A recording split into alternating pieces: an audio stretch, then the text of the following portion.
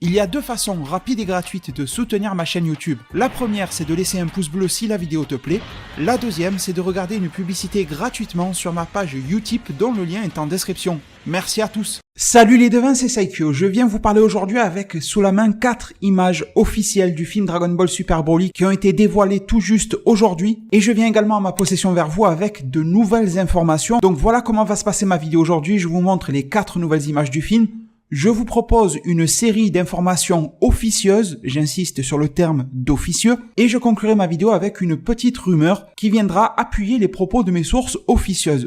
Et bien sûr avec des informations pour vous sur la date de sortie du trailer numéro 3 du film Dragon Ball Super Broly. Je pense que vous l'attendez de pied ferme. Alors les devins, pour commencer, les fameuses images qui ont été révélées ce matin. La toute première que j'ai à vous présenter, c'est celle-ci. On voit Goku et Vegeta SSJ Blue. Goku a perdu le haut de ses vêtements, donc on est vraiment proche de la fin du film très certainement. Et ça nous met sur la piste également quand nous avions vu le tout premier trailer dans lequel Goku Blue faisait face seul à Broly et que Vegeta était inexistant.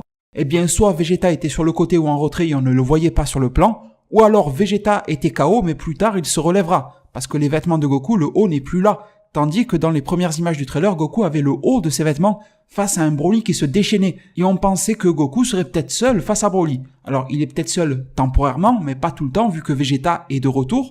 Alors cette image fait beaucoup parler d'elle en termes de qualité visuelle. C'est vrai qu'elle peut faire penser à une cinématique de jeu vidéo et tout ce qu'on veut, mais franchement les gars, j'ai envie de dire c'est un plan arrêté issu d'une animation. C'est-à-dire que là, ça bouge très vite et on a fait un arrêt sur image, sur quelque chose qui va très vite. Je trouve que c'est réussi, et quand ça va bouger, ça va être un truc de ouf. Le jeu de lumière et tout, c'est vraiment intense, sachant que tout le film ne sera pas en CGI ou autre. Autre chose que j'ai à vous dire par rapport à cette image-là, les devins, c'est que l'on a un Vegeta SSJ Blue pour la toute première fois de Dragon Ball Super, et de Dragon Ball tout court, qui est en Super Saiyan Blue donc, et qui ne porte pas l'armure. C'est une chose nouvelle.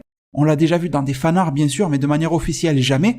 Donc nous comprenons également que Vegeta, au cours du combat, va perdre le haut de son armure. D'ailleurs, cette scène, avec le genou un petit peu à l'air, vous voyez, de Vegeta, fait beaucoup penser au moment où Goku et Vegeta fusionnaient pour former Gogeta dans le film Fusion face à Janemba. Ensuite, les devins, sans plus tarder, la deuxième image sur Broly. Un plan qui devrait vous rappeler des souvenirs, mais également vous faire kiffer, parce que je trouve que le dessin est absolument sublime. Les vagues de couleurs, le code couleur qui est utilisé est vraiment très très beau. Il y a du jaune, du vert, différentes variantes de vert, certaines même qui frisent vers le noir, avec une petite aura autour de lui très super saiyajin-esque. J'adore vraiment ce plan-là avec les cicatrices. On nous avait dit que sous cette forme-là, il ferait 3 mètres d'eau, donc il est absolument énorme. Et oui, en effet, ce plan-là vous rappelle forcément des souvenirs, un petit peu de nostalgie, un petit peu par-ci, un petit peu par-là, tout simplement parce que ce plan-là est exactement le même que lors de la transformation pour la toute première fois de Broly sous cet état-là dans le tout premier film de 1993 Broly. C'est une scène qui a été reprise dans le film numéro 2 sur Broly, rappelez-vous. Cette scène a été également reprise et remaniée avec le cas de Kale dans Dragon Ball Super, et elle est de retour ici à la sauce 2018, film Dragon Ball Super Broly. Troisième image les devins, c'est du très très lourd, c'est une Vegeta Super Saiyan God. Je trouve que le dessin sur le visage de Vegeta est absolument réussi. Vous me direz en un commentaire ce que vous en pensez. Je le trouve parfait. Il y a eu beaucoup de plaintes sur le rajeunissement des personnages, etc. sur les artworks. Là, je trouve que le Vegeta est parfait. Peut-être un petit peu jauneau, mais sincèrement, j'en ai rien à foutre. Je le trouve super bien foutu. On voit qu'il est en Super Saiyan God, on voit une aura un petit peu jaune autour de lui. Allez savoir si cette aura jaunâtre est celle de Vegeta ou est-ce que comme il est en train de taper, vous voyez ce que je veux dire ?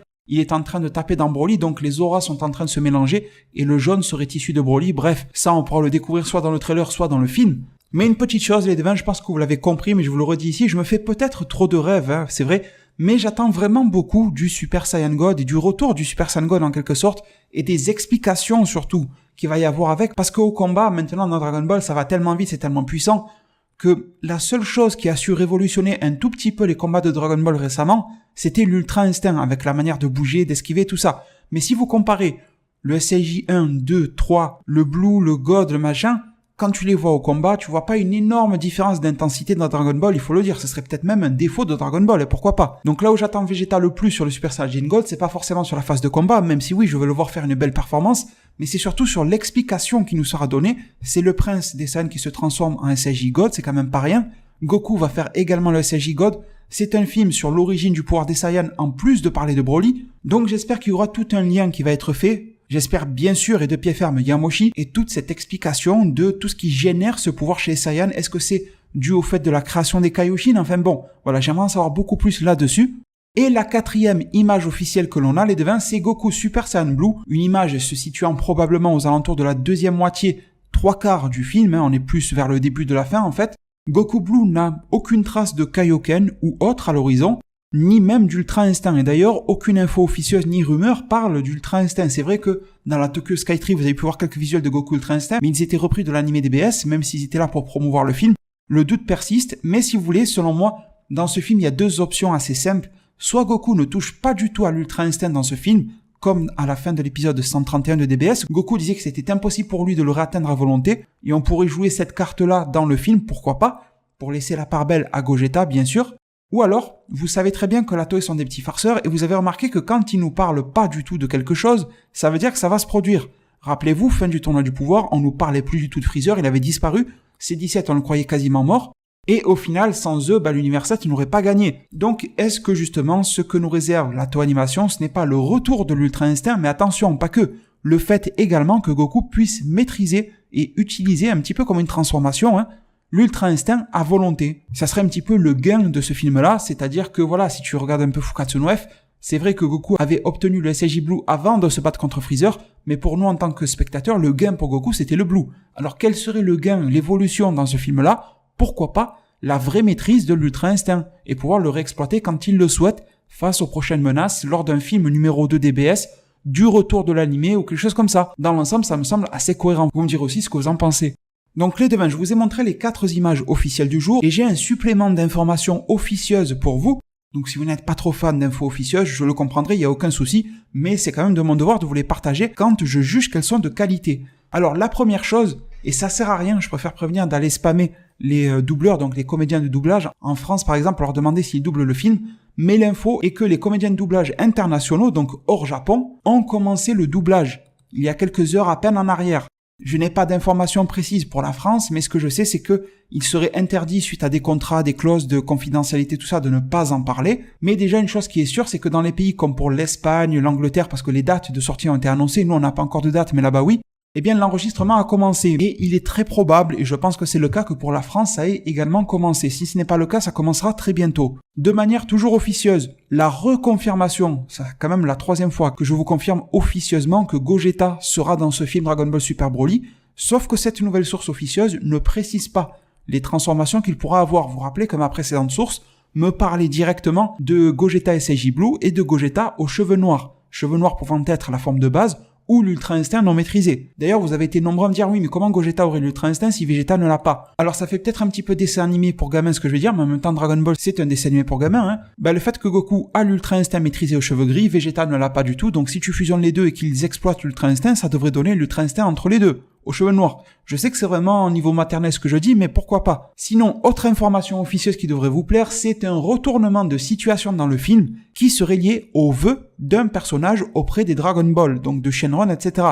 Un personnage qui est inconnu à ce jour. Les sources officieuses sont très réticentes de parler. Je vous explique pourquoi, parce que si elles disent exactement tout ce qu'elles savent, eh bien si un youtubeur, moi ou un autre bien plus connu que moi par exemple, révèle l'information, eh bien on pourra démasquer qui a donné l'information. Donc les sources sont réticentes à donner des infos pour pas qu'on puisse remonter à elles, et c'est compréhensible. Mais sinon, pour ce fameux personnage et ce vœu, je pense qu'il y a tout simplement 3 choix. Soit c'est le vœu de Bulma, soit c'est le vœu de Goku, soit c'est le vœu de Freezer. Surtout pour vous, les personnes qui avez vu ma vidéo d'hier soir sur Freezer, vous savez qu'on est bien parti pour du Freezer vis-à-vis d'un délire par rapport à un vœu. Autre information officieuse, les devins, le trailer numéro 3 devrait contenir les images que je viens de vous montrer, les 4, elles sont issues du trailer. Mais surtout, ce trailer devait sortir à la base fin novembre. Mais quelque chose a changé et nous devrions l'avoir bien plus tôt. Et le trailer numéro 3 devrait même sortir dans les prochaines heures, au pire dans les prochains jours. Et justement, je vais clôturer ma vidéo avec une rumeur. Cette rumeur vient compléter la dernière information officielle que je viens de vous donner sur le trailer numéro 3. Les rumeurs disent que le trailer numéro 3 pourrait même arriver sous quelques heures à peine. Vous, quand vous aurez la vidéo, ça pourrait être une histoire de 3, 4, 5, 6 heures, un truc comme ça. Ça, c'est la rumeur. Je n'ai pas grand chose qui confirme qu'elle est fondée, mais sachez que toutes les informations officielles que je vous donne, moi j'y crois, j'y ai confiance, et si je vous les transmets, c'est parce que j'ai confiance en elles, j'ai pu les vérifier d'une certaine manière. Les images sont tout à fait officielles, ça, aucun souci, ne vous en faites pas. J'espère avoir été le plus complet pour vous aujourd'hui dans cette vidéo-là, j'espère bien sûr qu'elle vous a plu. Si c'est le cas, n'hésitez pas à la bombarder de fameux pouces bleus qui me soutiendront et référenceront énormément ma vidéo. Le lien de ma page Utip pour me soutenir gratuitement est en description, et en plus c'est sans description, que demander de mieux. Je vous remercie tous infiniment, prenez tous super bien soin de votre futur, et à plus pour de prochains arts divinatoires.